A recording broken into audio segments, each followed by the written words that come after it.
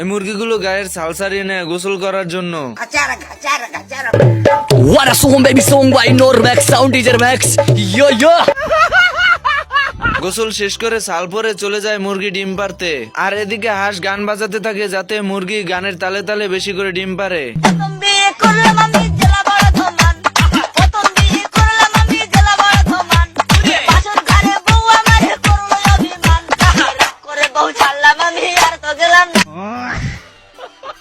হাঁস অনেকগুলো ডিম পেয়ে খুশিতে নাচতে নাচতে বাড়িতে চলে যায়। আর এদিকে শিয়াল সুযোগ পেয়ে মুরগি চুরি করার জন্য চলে যায়।